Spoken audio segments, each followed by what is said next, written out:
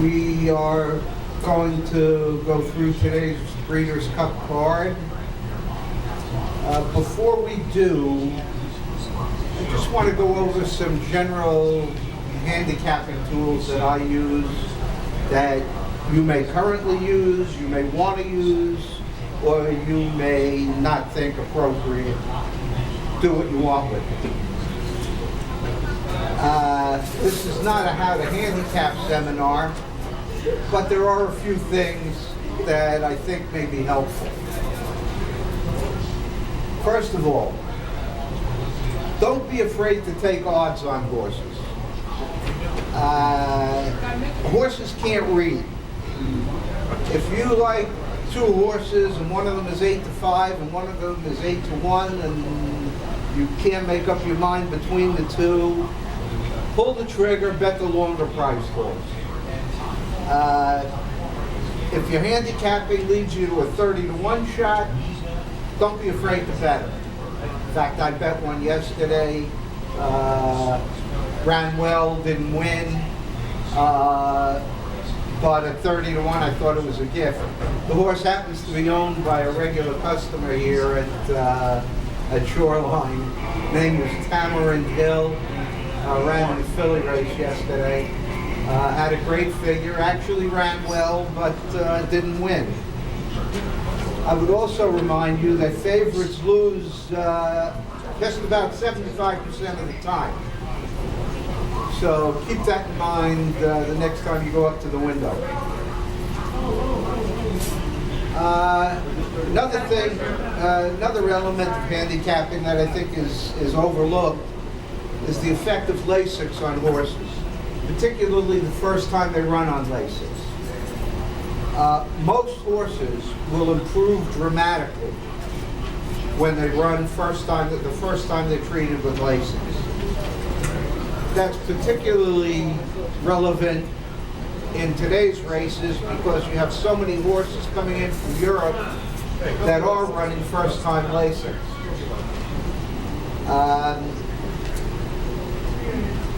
Now that adds a whole other question as to, well, a horse is going to run better on Lasix. How much better? And that's not really quantifiable. That's something that you have to become comfortable with as you watch the effect of Lasix on horses. I generally allow 3 to 4 lengths in a race of a mile or over for a horse that's running first-time Lasix. That's a lot of ground. Also keep in mind, the quality of the competition in Europe on the turf is in general better than the quality of the competition here in the United States. Again, if you see a horse running in Europe and a horse running in the States and they're roughly the same odds, give an extra look to the European horse on the turf. Downgrade horses that have to work out a trip. When you're betting horses from the 14 post, or you see the local handicapper says needs to work out a trip, don't disregard that. Often good horses with lousy posts will be overbet. There was a horse running yesterday, I don't remember his name, out of the 14 post. Somali Lemonade. Somali Lemonade. Yeah, exactly. The horse had great figures. You couldn't find the horse with a search party. Just had too many horses to pass, and it was too tough to work out a trip. My next statement is stating the obvious, but it gets overlooked. Horses that have to work out a trip are going to run further than horses that figure to have the better trip.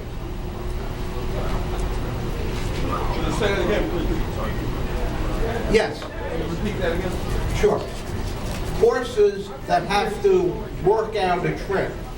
In other words, they're closers in big fields, they have lousy posts. They're going to run further than a horse that's going to sit in the 1 or the 2 path all the way around the track. If he's got to run further, he's got to run faster to win. I don't like horses which have run only on the turf that are running on dirt for the first time, unless they are young horses with only 1 or 2 starts. Trainers, for the most part, know whether their horses prefer dirt or turf.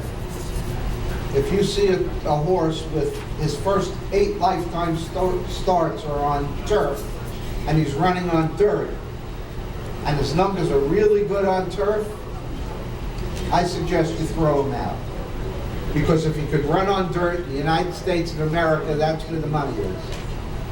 Now, is that a perfect rule? Absolutely not. There was a horse that that ran second yesterday. First time turf, Castellano was on him. Horse ran tremendous, which just humbles us and keeps us interested in handicapping and the excitement of 20 people, 20 opinions.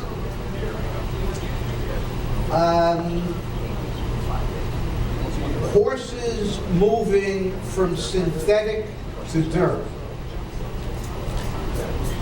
When a horse has run only on synthetic and he is running for the first time on dirt, those horses have a tendency to pop a big number.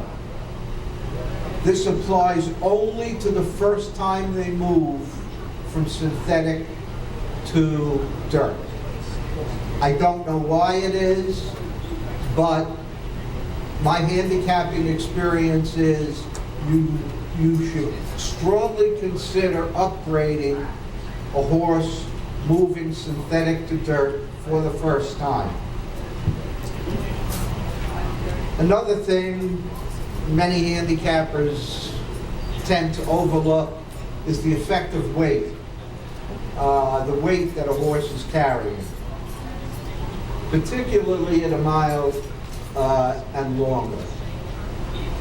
It's a simple matter of physics. The more weight you carry, the harder it is to go the distance. As a rule of thumb, horses carrying 5 pounds more in weight will give up a length at a race of a mile. Think of how many races are decided by less than a length.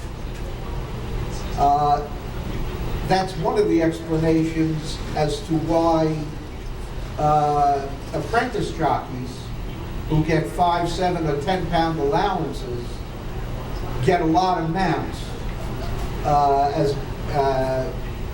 at tracks all over the country. The reason is weight off.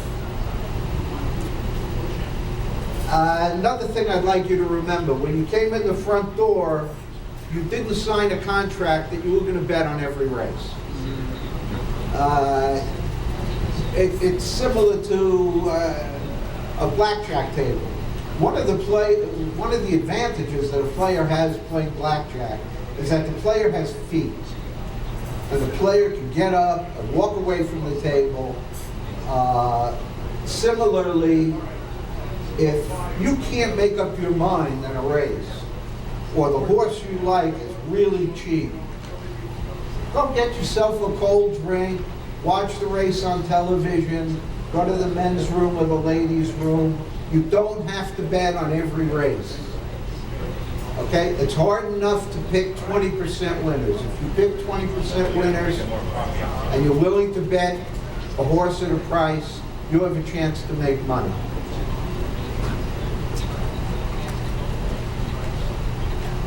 One more thing I want you to keep in mind. Horses cannot run their best every time they run. In that sense, they're like people. We have good days, we have great days, we have not so good days. Many bettors are attracted to a horse who's coming in off a tremendous race. Most of you are probably familiar with the bounce theory.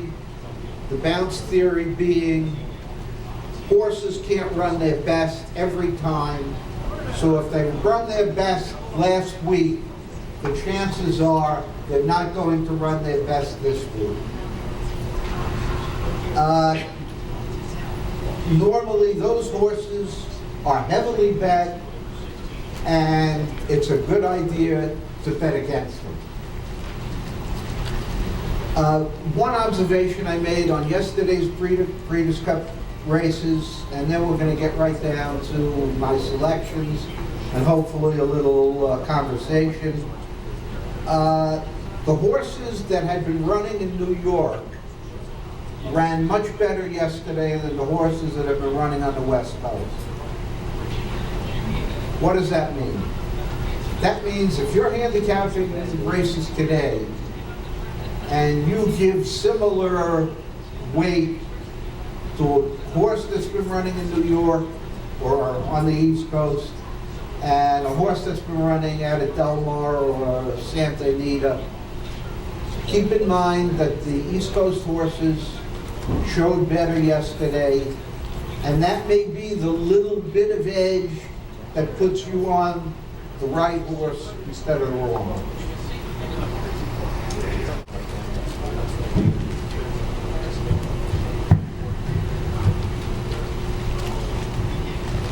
Please help yourselves to coffee and donuts.